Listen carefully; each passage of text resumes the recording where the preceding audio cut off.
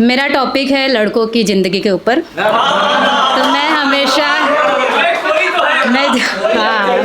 यही था कि आप इसे डेफिनेटली कनेक्ट करेंगे, स्पेशली मारूफ जी, आप एकदम आगे आ जाओ, आप समझ जाओगे। तो मुझे ऐसा लगता है कि अगर एक घर में कोई कमा नहीं रहा है लेकिन फिर भी वो खा रहा है बैठे बैठे, तो उसके पीछे कोई जिम्मेदार आदमी या लड़का ज़रूर है। क्योंकि और वहीं से इंस्पायर हूँ, इंस्पिरेशन है मेरे पापा और ऐसे कई लोग जो कि जिम्मेदारी के तले अपना बचपन भूल जाते हैं। तो लड़कों की ज़िंदगी, जिस घर में 2 रोटी की चिंता नहीं होती, जिस घर में 2 रोटी की चिंता नहीं होती, हर उस घर में एक जिम्मेदार कंधा रहता है। वो सुनता सबकी है, अपनी कहता नहीं। वो सुनता सबकी है, अपनी कहता नहीं।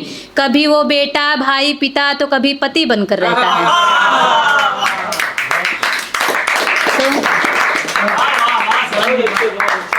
दो वक्त का खाना खिलाता है सबको। पूरा मसला 2 वक्त की रोटी का ही है।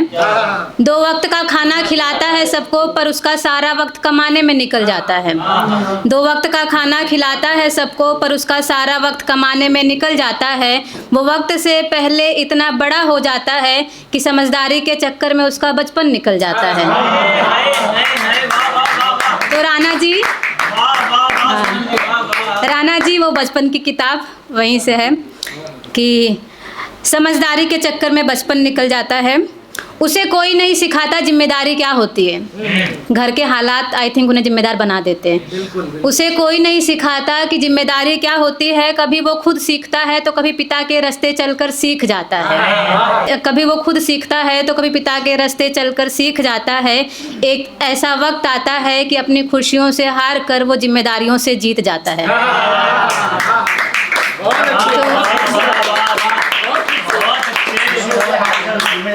तो ये ऐसे लड़के हैं, सबके बारे में सोचते हैं, पर जब इनकी बात आती है तो इनके पास कोई नहीं होता अपनी बात कहने के लिए। और ऐसे लोगों को लगता है कि सबको खुश रखना उनकी जिम्मेदारी होती है। तो लिखा है कि अब धीरे धीरे वो इंसान से भगवान बन रहा है। अब धीरे धीरे वो इंसान से भगवान बन रहा है। उसे लगता है कि खुद को छोड़कर सबको खुश रखना है। नहीं यकीन आता तो उस पिता की तरफ देखना जिसने सबको नया कपड़ा दिलाया पर खुद पुराना कुर्ता पहना है।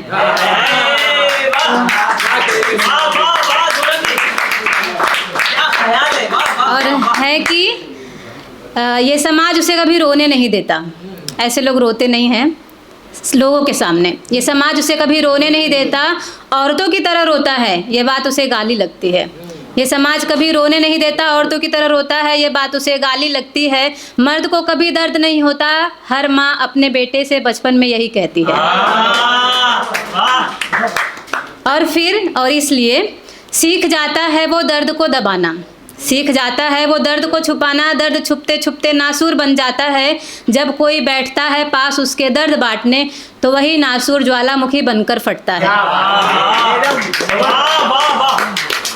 और बाद में वो पछताता है कि सारी गलती मेरी है, क्योंकि जो आपसे शेयर करना चाहता है आप उसी को चिल्लाते हो। तो बाद में वो पछताता है कि सारी गलती मेरी है, मैं अपनी बातें कह नहीं पाता हूँ, पर ये बात तो सिर्फ मैं ही जानता हूँ कि मैं झूठ बोलकर हकीकत छुपाता हूँ। तो अब ऐसे लोग जो किसी से कुछ ना कह सके, वो पहुँच जाते हैं खुदा के घर। तो उनके और खुदा के बीच में बात होती है कि खुदा ने कहा कि मैंने बनाया है तुझे बहुत सोच समझकर, मैंने बनाया है तुझे बहुत सोच समझकर। यहाँ मेरी मर्जी के बिना कुछ भी नहीं होता। मैं कभी आदमी और औरत में फ़र्क नहीं करता। वो भी रोता है मेरे सामने जो कभी किसी के सामने नहीं रोता। और अगर सोचते हो, अगर पूछो कि क्या करना चाहिए ऐसे सिचुएशन में, अगर पूछते हो कि क्या करना है, तो बैठ जाओ फुर्सत में रब के सामने। बैठ जाओ फुर्सत में रब के सामने, या सामने उसके जिसमें तुम्हें रब दिखता है। ऐसा नहीं है, बैठ जाओ सामने उसके जिसमें तुम्हें रब दिखता है। ऐसा नहीं है कि वो तुम्हारे दुख दर्द को ख़त्म कर देगा, पर शायद उसे तुम्हारे दुख का सबब दिखता है। तो छोटी छोटी बातों का असर होता है ज़िंदगी में। ये ज़िंदगी को जीना आसान कर देती है। छोटी छोटी बातों का बड़ा असर होता है ज़िंदगी में। ये ज़िंदगी को जीना आसान कर देती हैं। कभी दिल से बातों का बोझ उतार कर देखो, ये गम के आँखों में खुशी के आंसू भर देती है। और तो कभी कभी खुद के लिए जी लेना चाहिए। इसलिए जीते जी मरते हो तो जीना कैसा, एक कोशिश है कि हर कोई जीना सीखे। इसलिए जीते जी मरते हो तो जीना कैसा, कंधों से जिम्मेदारियों को उछाल कर फेंको। जितनी दूर तक उड़ेंगी जिम्मेदारियां तुम्हारी, उतनी ही दूर तक पंखों को खोल कर देखो।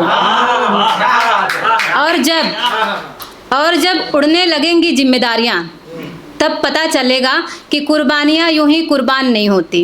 उड़ने लगेंगी जिम्मेदारियाँ तो पता चलेगा कुर्बानियाँ यूं ही कुर्बान नहीं होती। खुदा सुन रहा होता है उनकी भी, जिनकी आवाज़ में जुबान नहीं होती, जिनकी आवाज़ में जुबान नहीं होती।